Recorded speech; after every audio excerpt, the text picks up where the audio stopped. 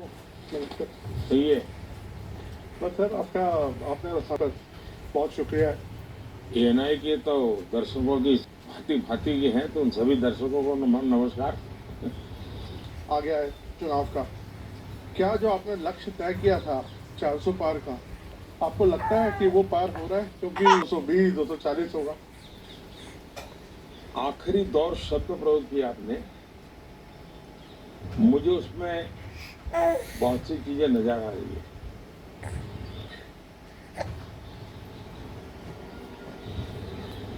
हमारा एक नया दौर शुरू होगा, उसका उसके अंदर संकेत है।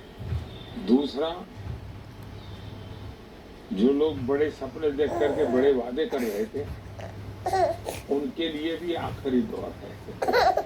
इस पे बात हुई थी, लेकिन आपको बार बार हम आरक्षण पे बात करते हैं, देखना पड़ता है।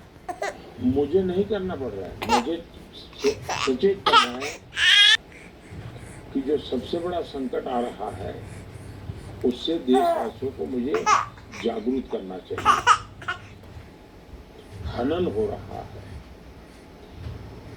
संविधान की मर्यादाओं को तार तार कर दिया जा रहा है, और वो भी अपनी वोट बैंक की राजनीति के लिए।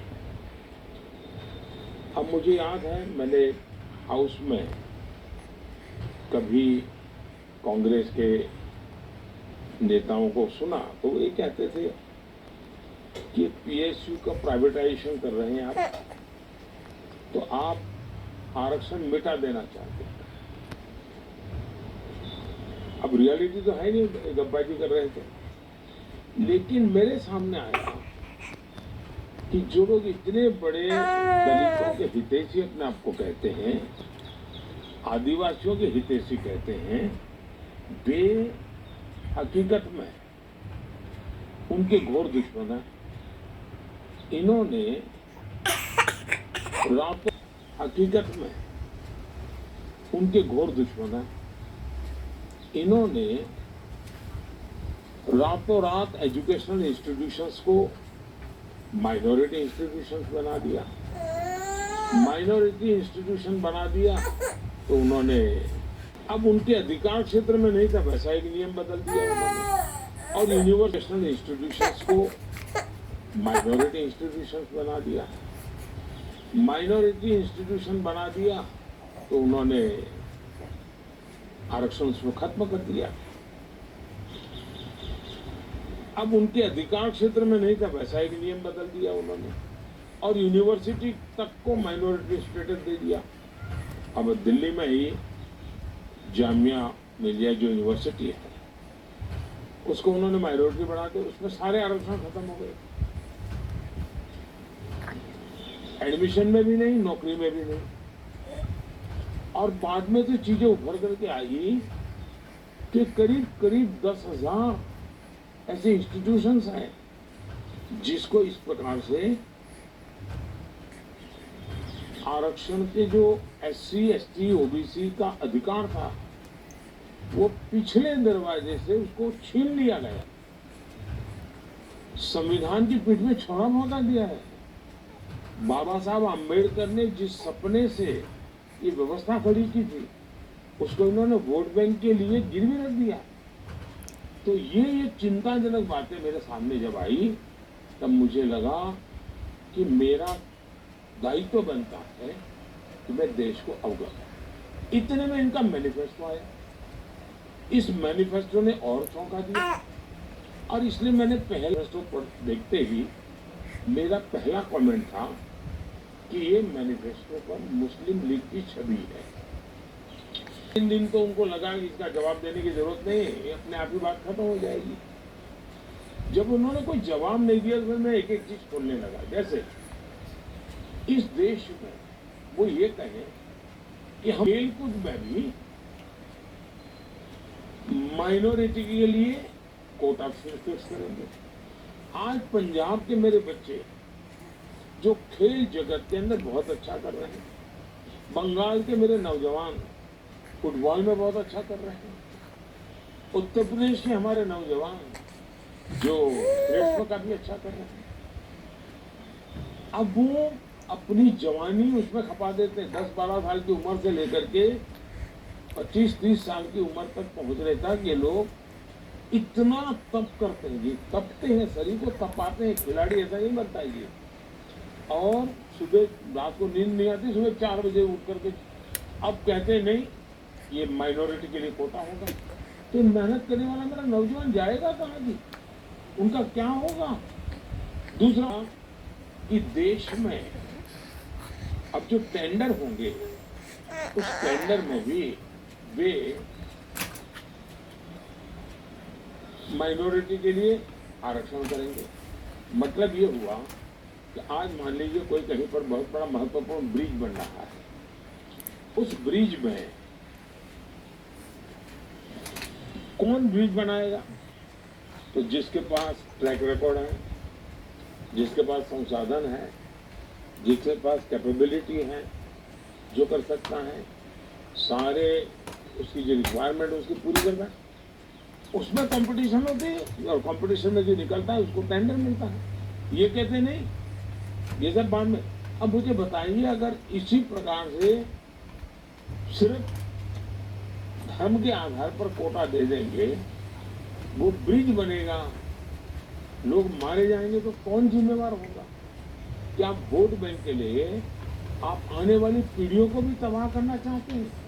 तो ये ऐसे विषय थे। ये लड़ू, मेरे आदिवासी भाई बहनों के अधिकार के लिए लड़ू, मेरे ओबीसी पिछड़े भाई बहनों के अधिकार के लिए लड़ू, और इसलिए मैं लड़ाई लड़ रहा हूं। तो ये जो परसेप्शन बनाया जा रहा है कि आप आए बिल्कुल आरक्षण ही खत्म कर देंगे, ये क्या इसमें क्या बोलेंगे? इन्होंने ये पाप कर दिया है। अब मैं बोल रहा हूँ, इसलिए इनको झूठ बोलने के लिए ऐसी चीजें का उपयोग करना पड़ रहा है। अभी कोलकाता हाई कोर्ट आया है जिसमें 2010 के बाद जितने ओबीसी सर्टिफिकेट बांटे हैं उसको खारिज कर दिया।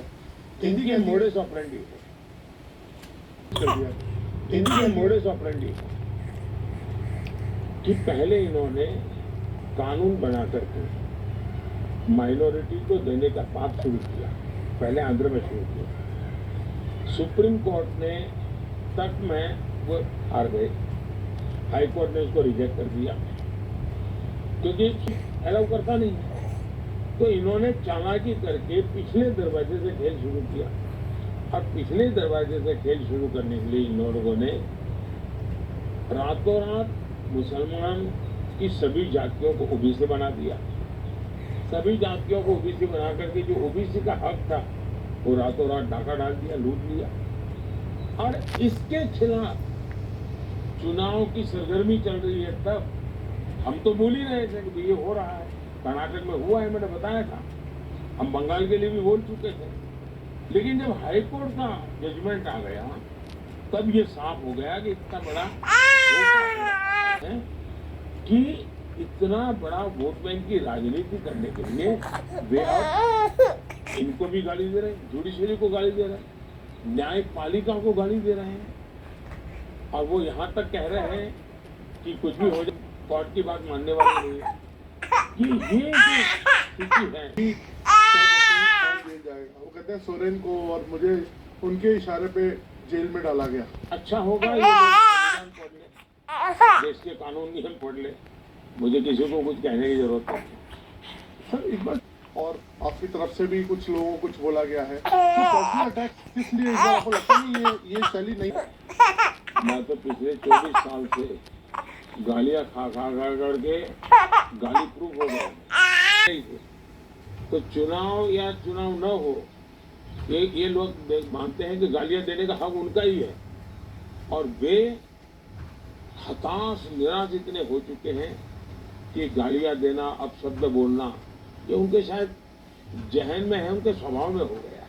प्रधानमंत्री जी, एक आरोप विपक्ष और लगा रहा है कि आईटी, सीबीआई इसका इस्तेमाल किया जा रहा है विरोधियों को दबाने के लिए। मेरा मीडिया को सवाल है कि विपक्ष ने आपको ये कूड़ा कचरा पकड़ा दिया, वो कूड़ा कचरा लेकर के आप हमारे पास पहुंच जाते हैं। मीडिया वाले रिसर्च करें कि भाई सरकार के लिए क्या सवाल पूछने चाहिए, प्रधानमंत्री को क्या सवाल पूछना चाहिए।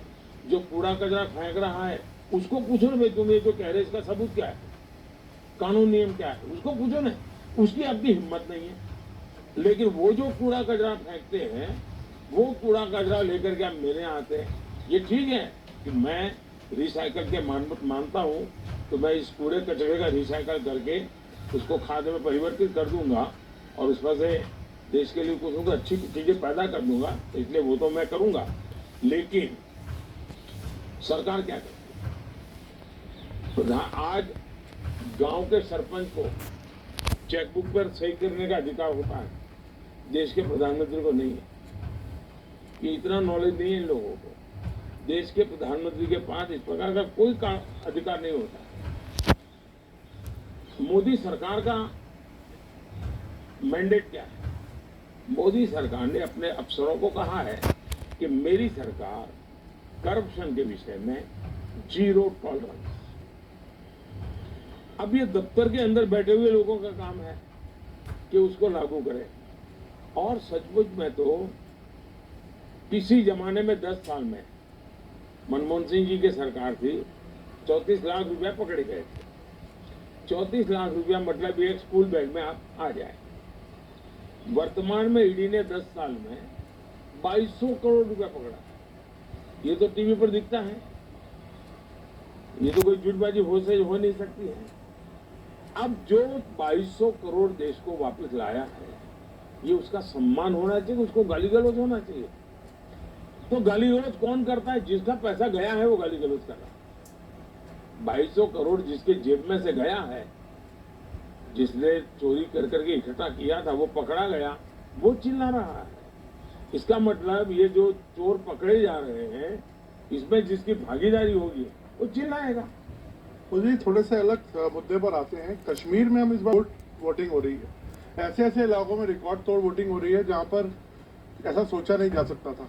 इस पर आपका क्या आंकलन है, आप कैसे देखते हैं? पहले तो चाहूंगा कि कश्मीर की जो स्थिति बदली है उसके संदर्भ में सबसे तो पहले मैं मेरे देश के न्याय तंत्र को प्रार्थना करना चाहता हूँ कि अगर सरकार किसी काम को करने के लिए तो उसका एक डिजाइन होती है, उसकी एक स्ट्रेटेजी होती है। ऐसी समस्याओं के समाधान के लिए उस स्ट्रेटेजी के तहत काम करना होता है। अब उसके लिए कभी मुझे इंटरनेट बंद करना पड़ा, कोई एनजीओ कोर्ट चला गया और वो बड़ा कोर्ट के अंदर बड़ा इश्यू बन गया। आज समझिए कि भले मैंने कुछ समय के लिए इंटरनेट बंद किया था, लेकिन आज बड़े गर्व के साथ वहां के बच्चे कहते हैं कि 5 साल से इंटरनेट बंद नहीं हुआ है, 5 साल से हमें सब सुविधाएं मिल रही है।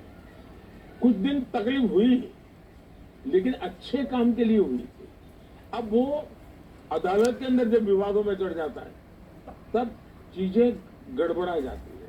तो ऐसे जो एनजीओ हैं जिन्होंने अदालतों के भरोसे लड़ाई लड़ना शुरू किया है, एक तो देश को उनसे बचाना बहुत जरूरी है। दूसरा, वहां का सामान्य मानवी जब मतदान करता है ना, तब वो सिर्फ किसी को जिताता ऐसा नहीं है जी। मतदान करता है मतलब भारत के संविधान को गले लगाता है। मतदान करता है तब भारत की सरकार बनाने में वो गर्व के साथ भागीदारी करता है। मतदान करता है मतलब कि भारत के सार्वभौमत्व के प्रति अपना समर्पण व्यक्त करता है। दूसरा, उनको विश्वास हुआ कि ये सरकार ऐसी है कि जहां फेयरनेस, हम भरोसा कर सकते हैं कि ये सही होगा। और जब उसको ये विश्वास हो जाता है कि ये कोई हेरा फेरी नहीं हो रही है, तो वो पक्का वोट करने के लिए उत्साह से आता है। और उसका परिणाम है कि आज मतदान मैंने 40 साल के रिकॉर्ड टूट चुके हैं। मेरे लिए सबसे बड़ी संतोष की बात है कि मेरे कश्मीर के मेरे भाई बहन, मेरे परिवारजन उमंग और उत्साह के साथ मतदान के लिए आगे आए। उन्होंने मतदान करके दुनिया को एक मैसेज दे दिया। जो लोग आशंकाएं करते थे उनको एक मैसेज दे दिया। सर, ये क्या विंडिकेशन है? 370 5-4 परिवारों का एजेंडा था। ये न कश्मीर की जनता का एजेंडा था, न देश के लोगों का एजेंडा था। ये अपने फायदे के लिए ये 370 की ऐसी दीवार बना के बैठे थे ताकि कोई झोंक न पाए।